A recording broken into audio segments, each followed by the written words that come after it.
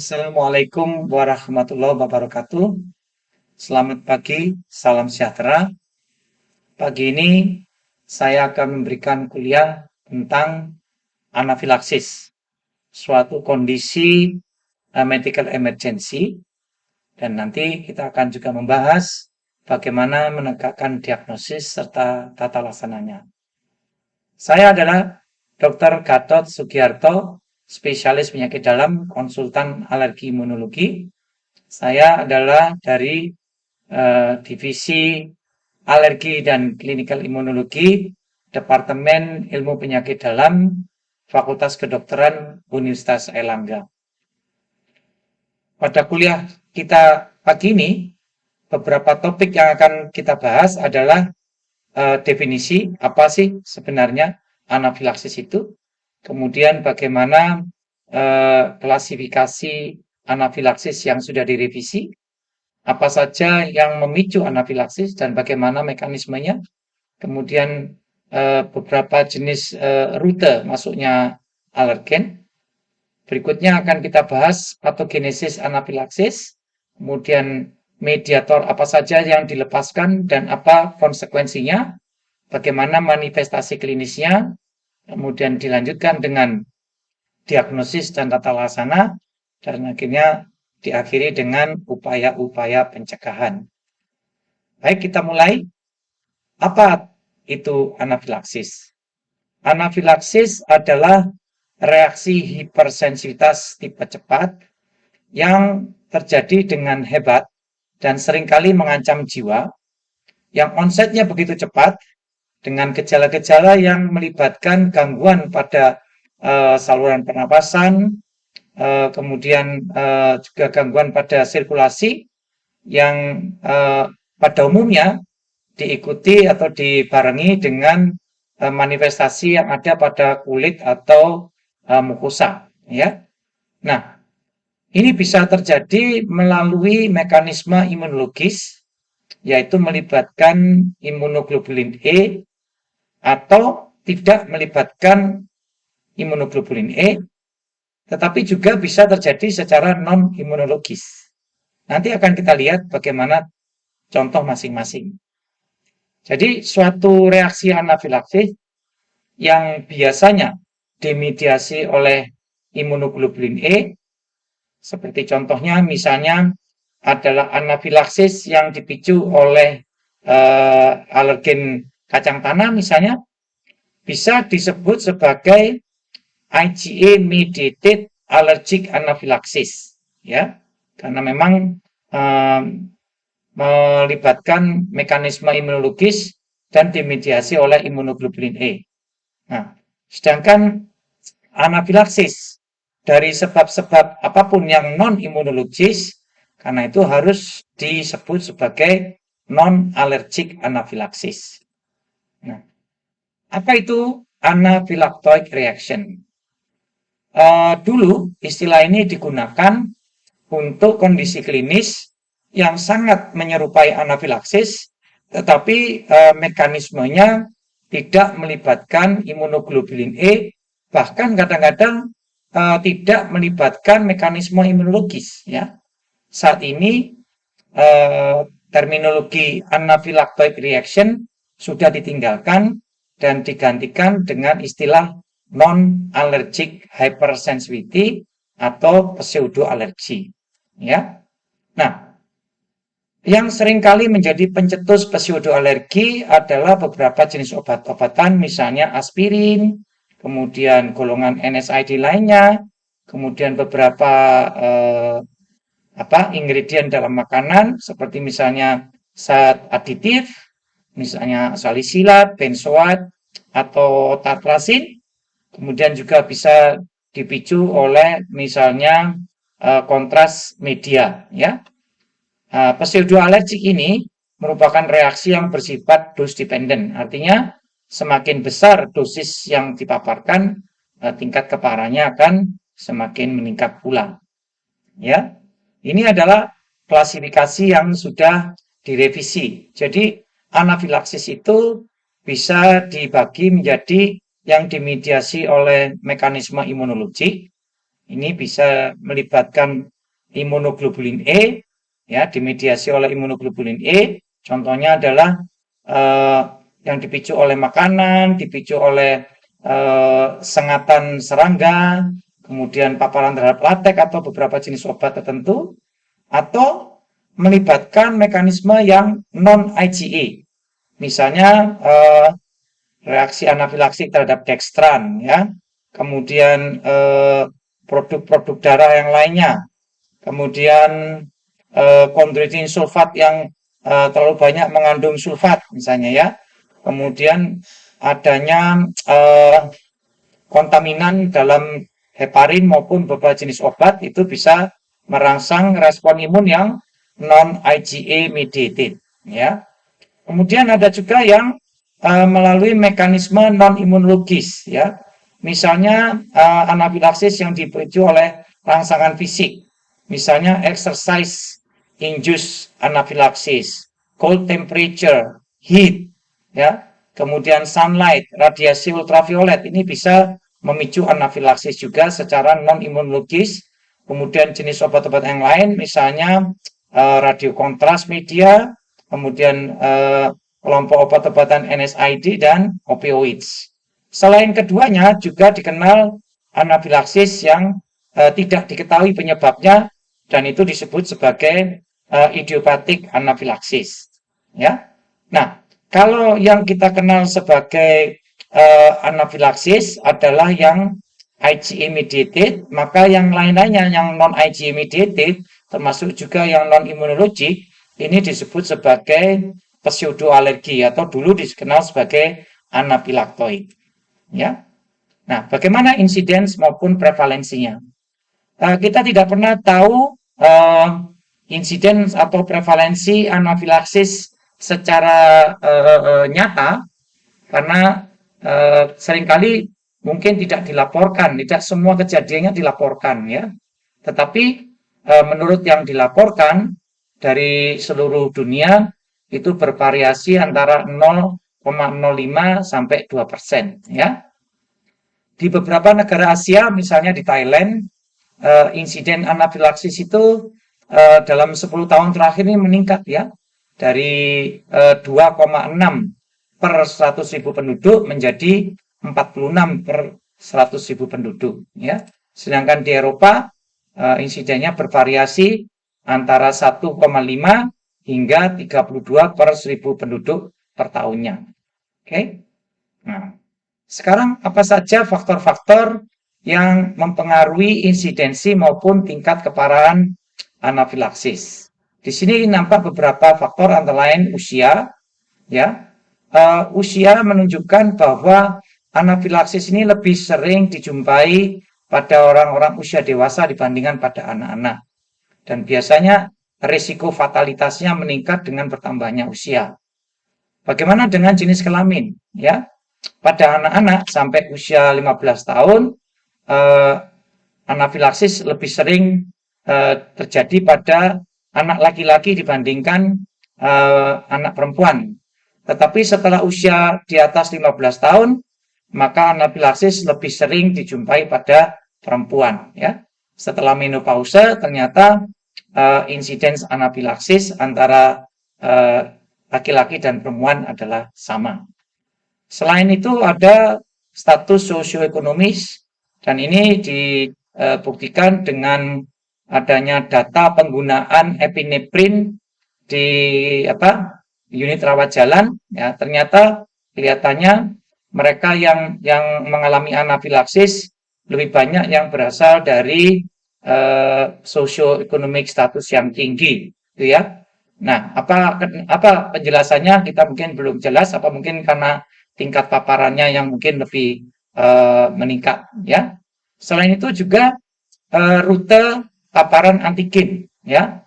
Antigen oral lebih jarang menyebabkan anafilaksis, ya. Reaksinya juga lebih ringan dibandingkan antigen yang masuk melalui jalur parenteral.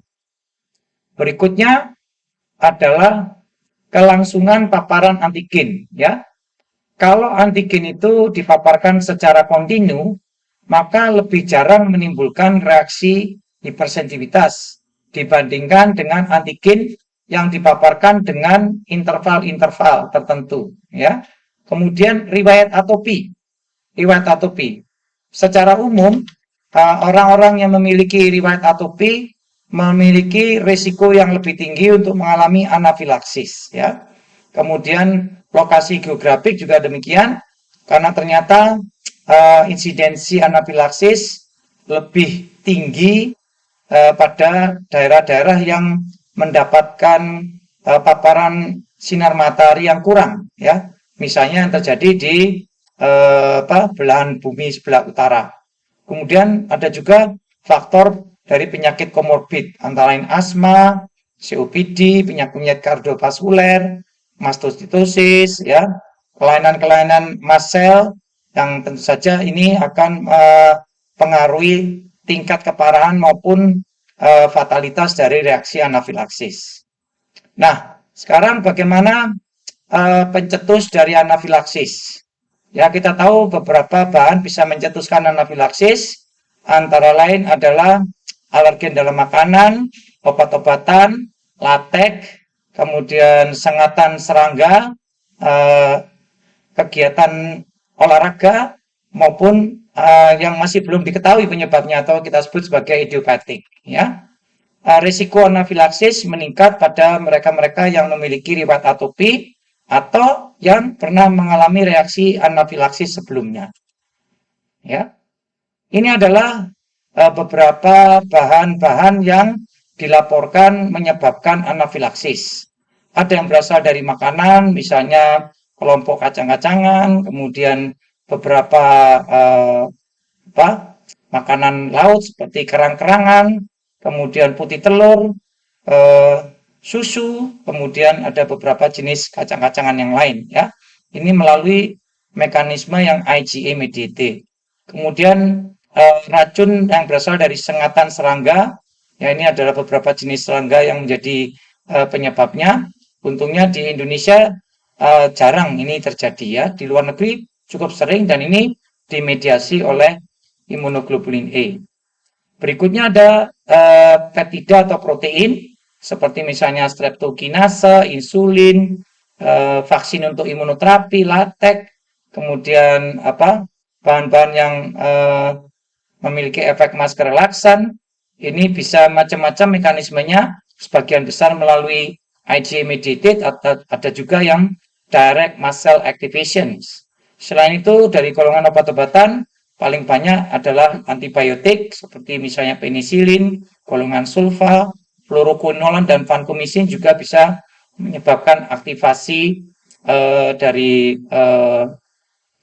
mediatornya yang dimediasi oleh imunoglobulin E, atau beberapa bisa secara langsung memicu aktivasi dari sel mas, ya. Nah, beberapa bahan-bahan untuk diagnostik seperti media radiokontras, fluorescein dye, gadolinium, ini belum diketahui bagaimana mekanismenya.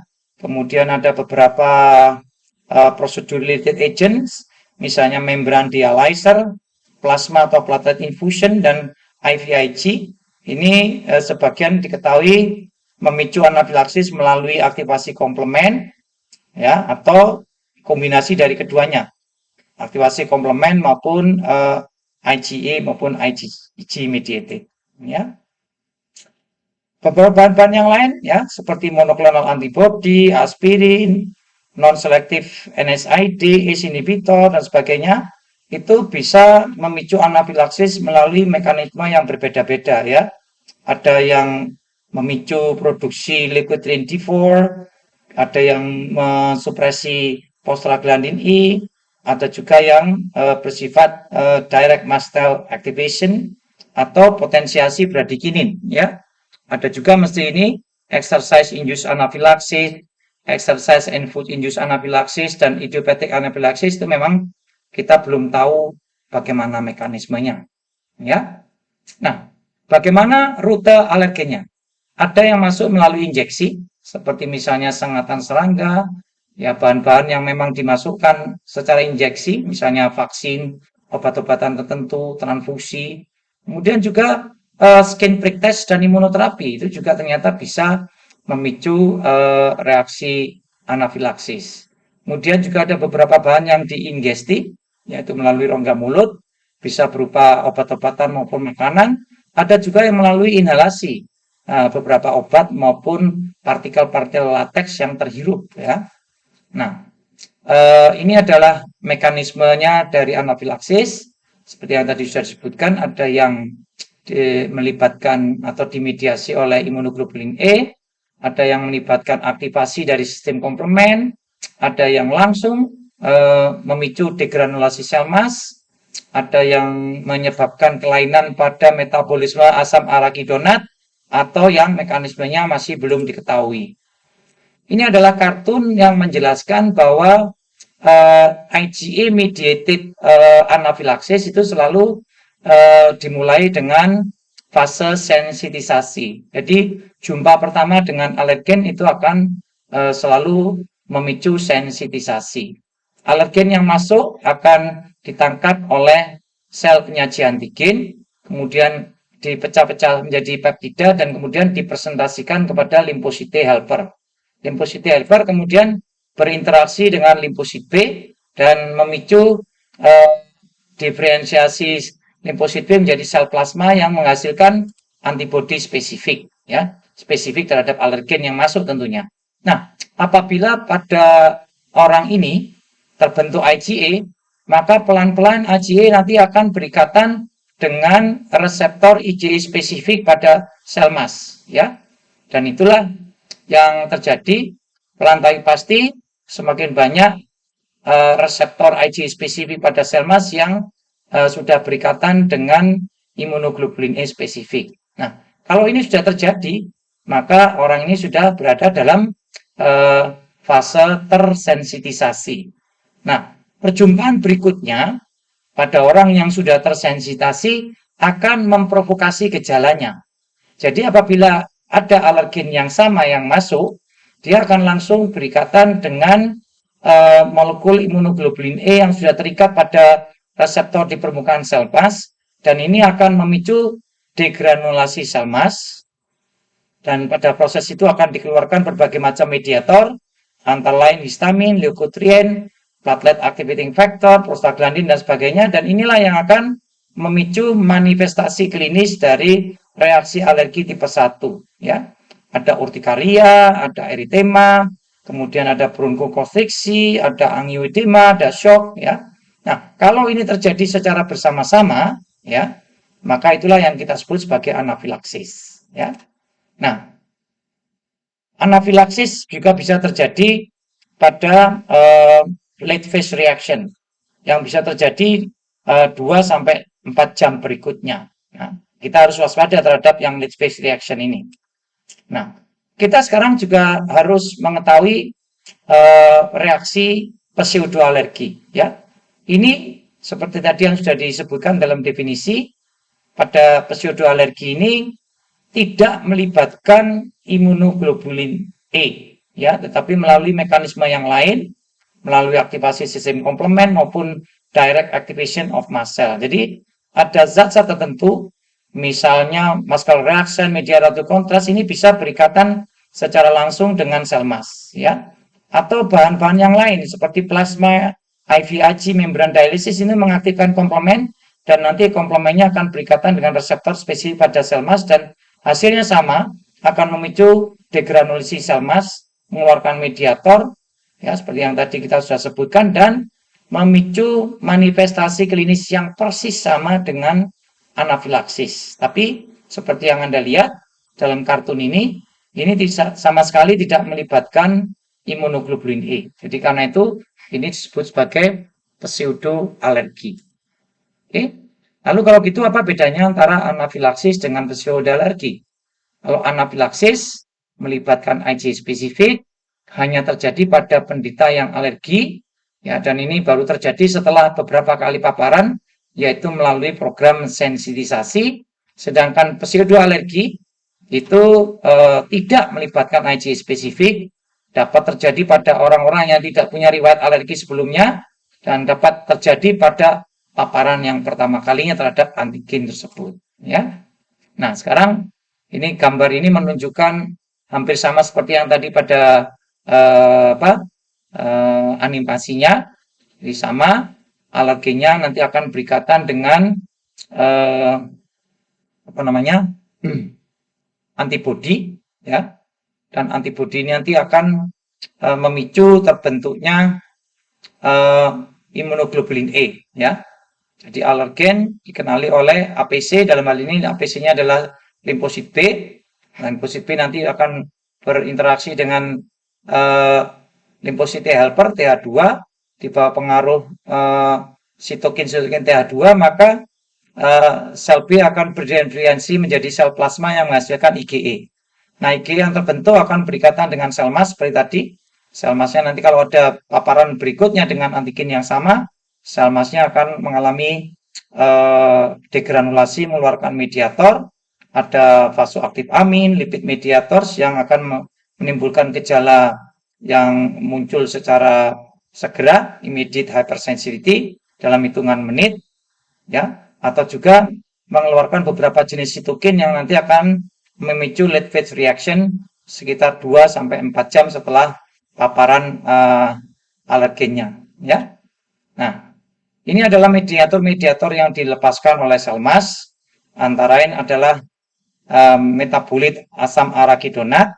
Ini contoh-contohnya cysteinyl-nutrien, prostaglandin, platelet activating factors, kemudian ada kemokin, interleukin 8, MIP1 alpha, beberapa jenis sitokin seperti ini, kemudian ada juga protease dengan berbagai macam efeknya yang bisa Anda lihat dalam tabel seperti tampak dalam gambar. Kemudian ada juga proteoglikan, contohnya adalah kondroitin sulfat maupun heparin, ya. Kemudian yang lain-lain adalah histamin dan nitric oxide. Di sini juga bisa dilihat apa saja efek dari mediator-mediator yang dilepaskan tersebut, ya. Nah, biologic effect dari mediator itu tentu saja akan menimbulkan berbagai macam konsekuensi klinis, ya.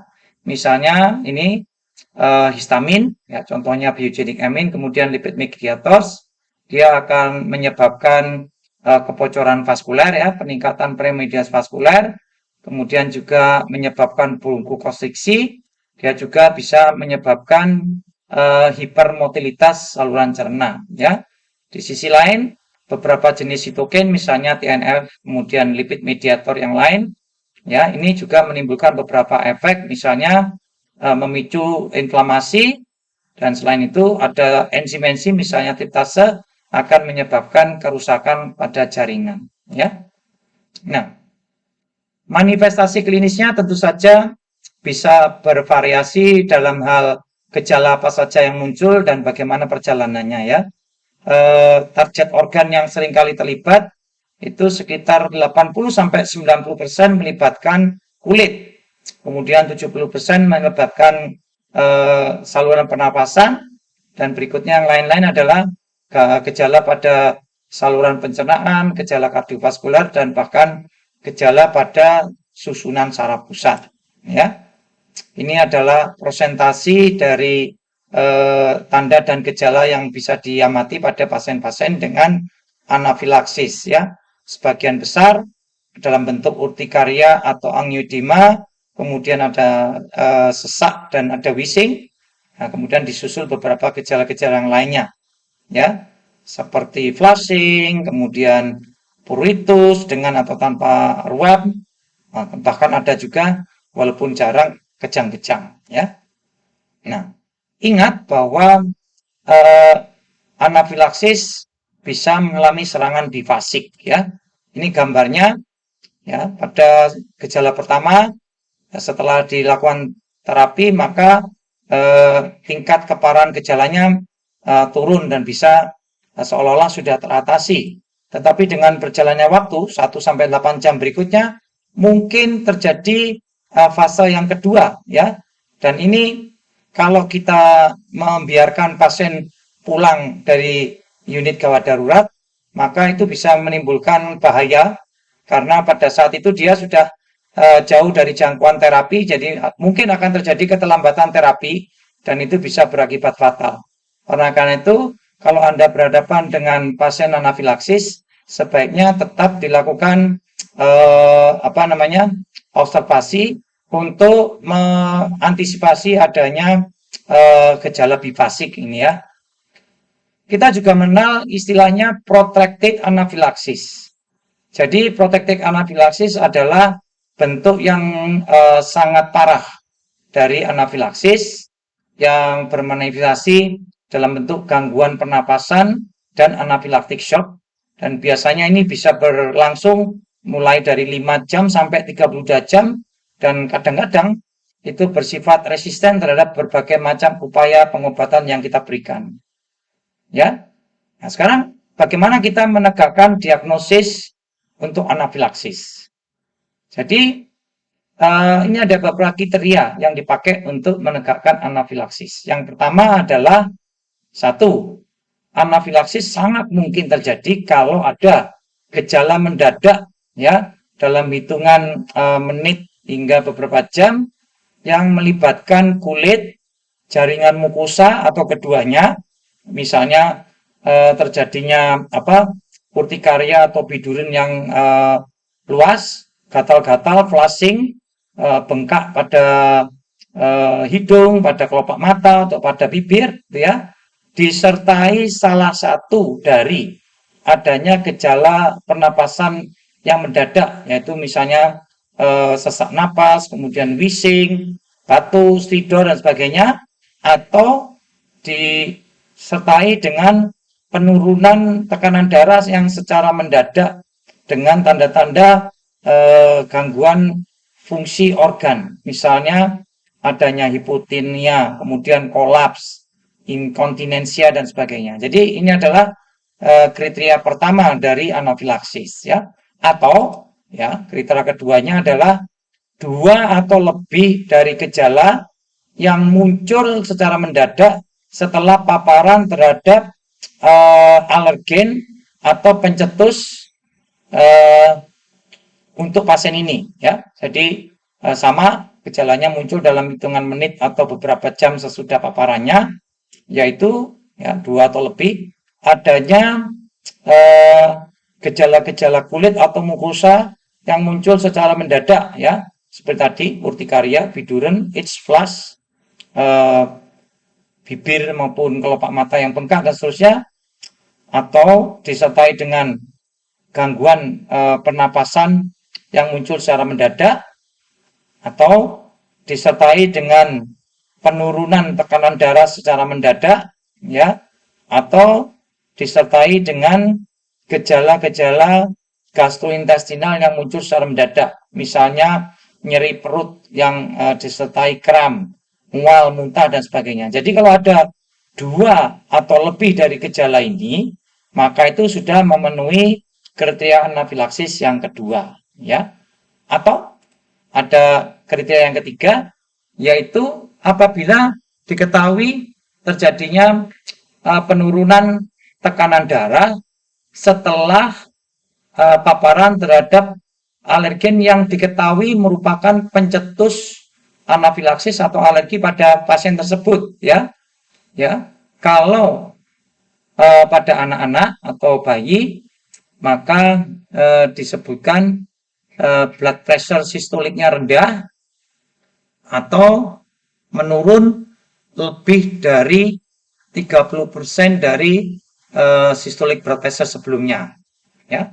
Kalau pada orang dewasa terjadi penurunan tekanan darah sistolik lebih rendah dari 90 mm air aksa atau penurunan lebih besar dari 30% dari baseline yang dialami ya.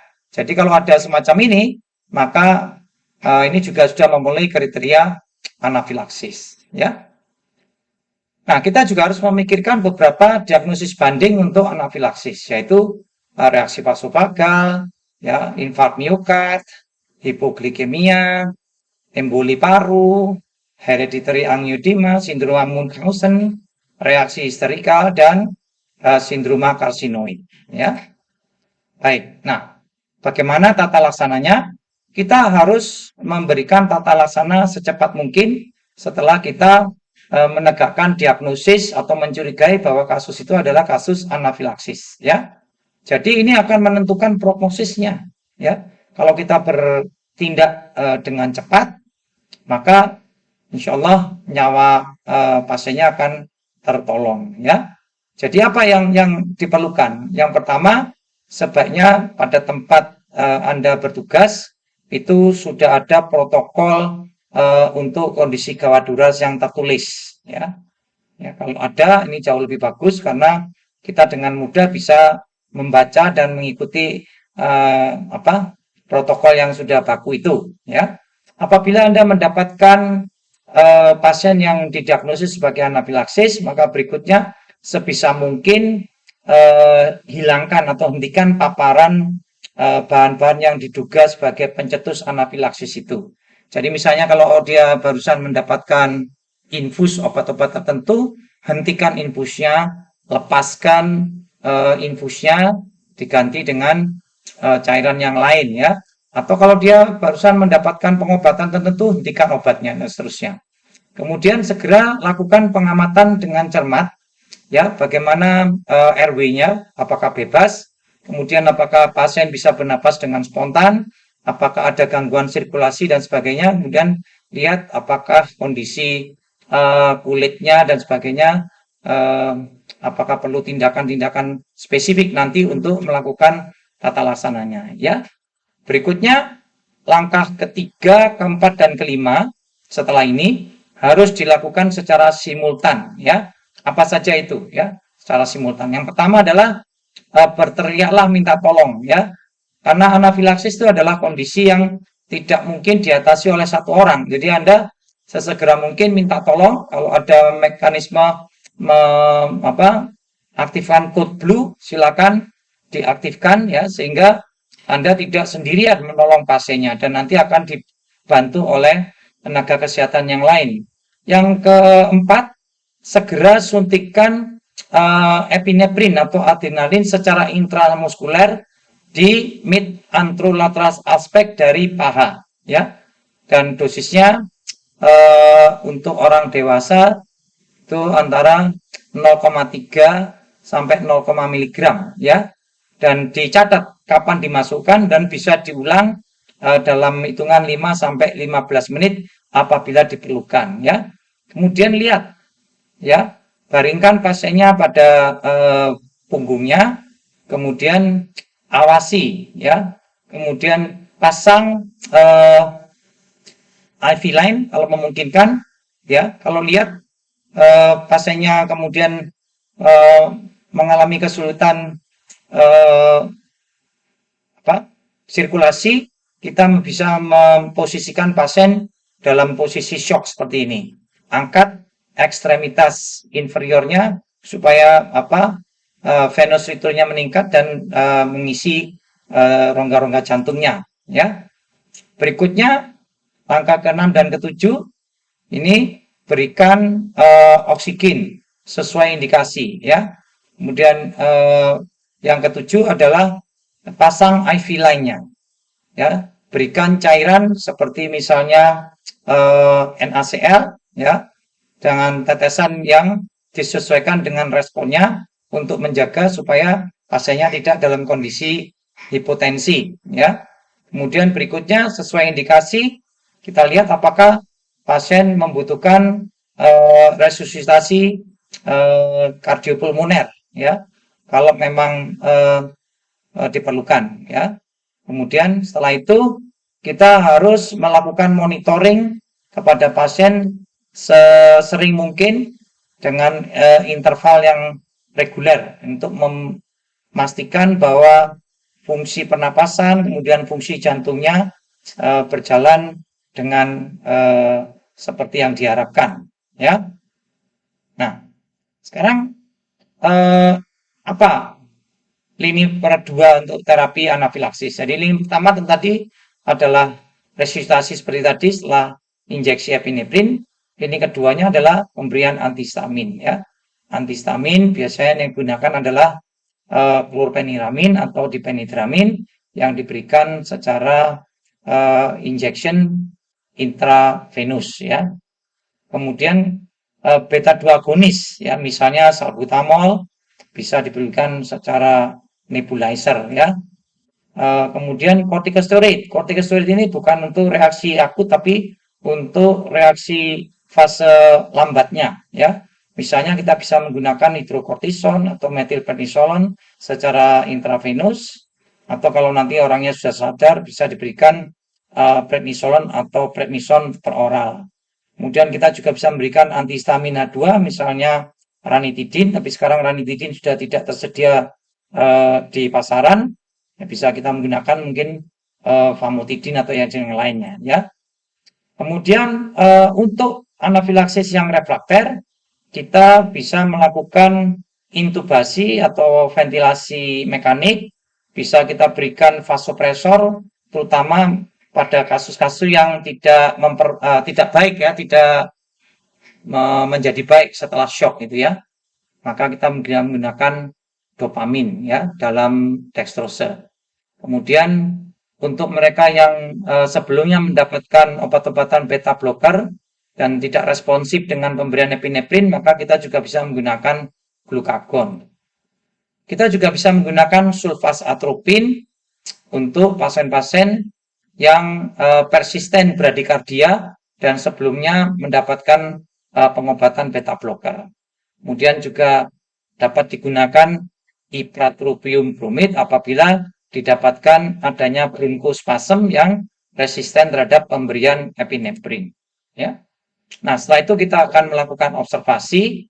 Kita menganjurkan bahwa pasien-pasien anafilaksis itu jangan diizinkan langsung pulang, ya. Setidaknya perlu diobservasi antara 4 sampai 8 jam berikutnya untuk mengantisipasi adanya anafilaksis yang bifasik. Tapi akan lebih baik kalau misalnya pasien itu di MRS-kan untuk diobservasi sampai 24 jam, ya. Untuk pasien-pasien dengan faktor risiko terjadinya anafilaksis yang parah, misalnya orang-orang dengan riwayat asma, orang-orang dengan penyakit kardiovaskular, atau riwayat sebelumnya mengalami anafilaksis yang bifasik atau protected, ya, atau orang-orang yang lanjut usia, maka kita perlu melakukan observasi untuk periode waktu yang lebih lama, ya. Bagaimana pemeriksaan laboratorium? Anafilaksis ini diagnosisnya sebagian besar bisa dibuat hanya dengan pengamatan secara klinis, ya. Jadi pada umumnya tidak diperlukan pemeriksaan laboratorium tambahan, ya. Kalaupun ada, beberapa yang bisa diperiksa sebenarnya adalah serum tryptase, tetapi ini tidak semua rumah sakit maupun laboratorium bisa melayani pemeriksaan ini, ya. Biasanya akan meningkat dan mencapai puncaknya pada 60 sampai 90 menit setelah gejala awal dan bisa menetap antara 5 sampai 24 jam, ya. Jadi kemudian ada juga kadar histamin. Ini meningkat dalam hitungan 5 sampai 10 menit setelah gejala awal dan menetap sampai 30 hingga 60 menit, ya. Tapi sekali lagi pemeriksaan serum tryptase maupun histamin itu jarang tersedia, sehingga seperti yang tadi sudah disebutkan, diagnosis anafilaksis umumnya didasarkan ada diagnosis klinis, ya. Sekarang bagaimana prognosisnya? Prognosisnya sangat tergantung dari apakah kita sebagai dokter bisa mengenali gejala-gejala anafilaksis itu sedini mungkin dan seberapa cepat kita memberikan pertolongan untuk pasien tersebut, ya. Dengan terapi yang adekuat, maka biasanya pasien itu tertolong, ya. Jadi sangat penting adanya tindakan yang segera, ya, untuk mengatasi kondisi anafilaksis. Jadi kematian karena anafilaksis itu sebenarnya sangat jarang dan sebagian besar disebabkan karena adanya keterlambatan dalam diagnosis maupun tata laksananya, ya. Penyebab kematian yang paling sering adalah kegagalan kardiovaskuler maupun kegagalan pernapasan, itu yang paling sering, ya.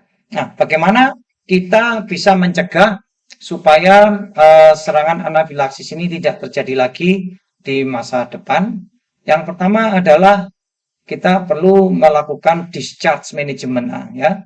Apa yang dimaksud discharge management? Setelah pasien itu teratasi, ya, pada saat dia pulang, kita harus memberikan beberapa pesanan untuk pasiennya. Yang pertama adalah memberikan catatan, ya, bahwa orang ini pernah mengalami anafilaksis, ya, dugaan penyebabnya apa saja mungkin ditulis, kemudian rencana tindakan apa saja kalau pasien ini mengalami kondisi semacam itu harus dituliskan. Jadi misalnya menghubungi nomor berapa, kemudian kalau bisa diberikan apa namanya sangu untuk pulang, apa namanya injektor epinefrin yang bisa digunakan secara mandiri oleh pasien, ya.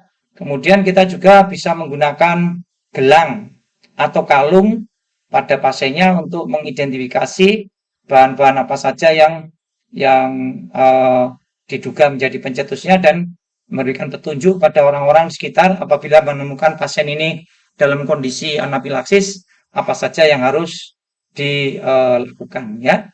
Yang kedua adalah setelah lebih kurang 1,5 bulan dari serangan awalnya, pada saat kondisi klinisnya sudah tenang, maka kita bisa melakukan alergi workup untuk memastikan kira-kira ya pencetus anafilaksisnya itu apa, ya.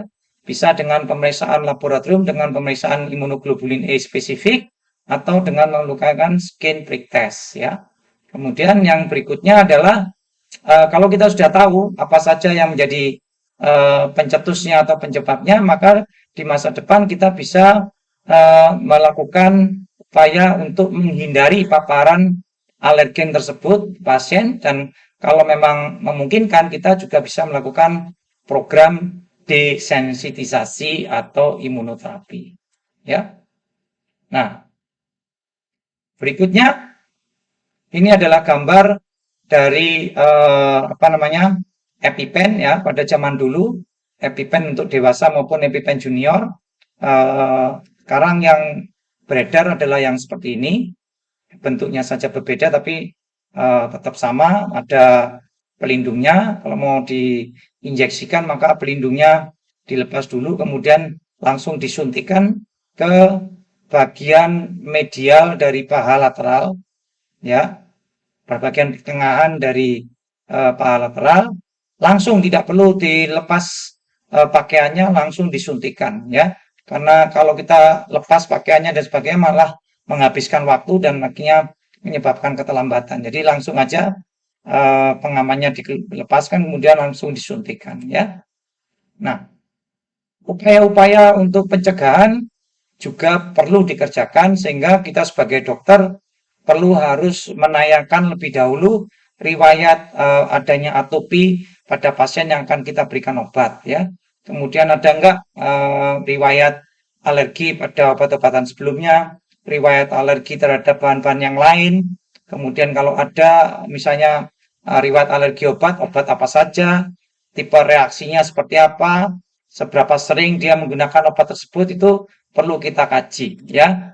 Nah, pada pasien-pasien dengan riwayat alergi obat atau yang pernah mengalami reaksi hipersensitivitas sebelumnya, maka pemberian resep obat harus dilakukan dengan hati-hati, ya. Kita perlu memberikan informasi kepada pasien tentang segala macam kemungkinan reaksi yang mungkin timbul, dan kalau bisa kita memberikan obat-obatan yang tidak melalui parenteral, tetapi kalau bisa dipilihlah obat-obatan yang bisa diberikan secara oral, ya. Nah, perlu juga ditekankan bahwa penggunaan obat yang secara rutin, ya, itu lebih sedikit memicu reaksi anafilaksis dibandingkan obat-obatan yang sering-sering terputus, ya, karena misalnya pasiennya tidak rutin menggunakan obatnya, ya, kadang diminum, kadang enggak, gitu, ya. Ini juga akan lebih memicu munculnya reaksi hipersensitivitas, ya. Kemudian kita berharap bahwa pada tempat Anda bertugas sebaiknya selalu tersedia obat-obatan emergensi dan alat-alat emergensi, sehingga apabila Anda menemui kasus anafilaksis, Anda bisa segera langsung memberikan pertolongan tanpa hambatan, ya. Nah, seperti ini namanya, ya.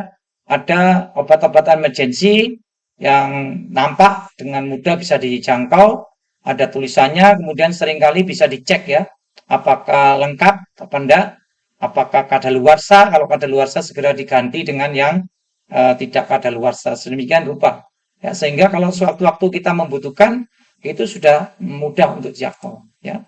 Selain itu juga kita harus siap kotak emergensi berisi alat-alat bantu pernafasan, kemudian juga infus dan cairannya, ya. Dan dengan demikian kita siap, ya. Nah, walaupun kita siap peralatan, tapi kita juga harus siap dan waspada untuk mengenali gejala-gejala awal dari reaksi anafilaksis itu, ya. Kalau kita memberikan obat, ya, baik dalam bentuk suntikan maupun yang lain, kita harus tetap waspada eh, terhadap kemungkinan gejala-gejala alergi, dan apabila kemudian gejala-gejala alerginya itu mengarah kepada anafilaksis, maka pemberian obat itu bisa langsung kita hentikan sesegera mungkin.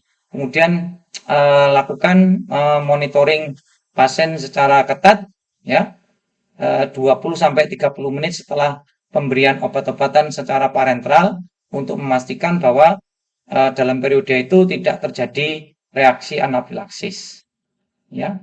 Saya kira itu yang bisa kita sampaikan sebagai ringkasan. Anafilaksis adalah reaksi hipersensitivitas tipe segera yang berat dan mengancam jiwa dan merupakan suatu medical emergency, ya. Manifestasi klinisnya bisa sangat bervariasi, tetapi sekali lagi ada beberapa poin tertentu yang bisa digunakan untuk menegakkan diagnosis secara klinis, ya. Pengenalan gejala secara klinis serta tindakan sesegera mungkin untuk memberikan pertolongan sangat menentukan hasil akhir dari reaksi anafilaksis, ya. Karena keterlambatan pasti akan menimbulkan kondisi yang membahayakan pasien. Nah, upaya-upaya pencegahan untuk menghindarkan anafilaksis itu perlu untuk mencegah terjadinya anafilaksis ulangan di masa yang akan datang. Saya kira demikian. Saya mengucapkan terima kasih atas perhatian Anda sekalian. Apabila ada hal yang ingin ditanyakan, silakan, kita akan membahasnya secara bersama-sama. Saya akhiri. Wassalamualaikum warahmatullahi wabarakatuh.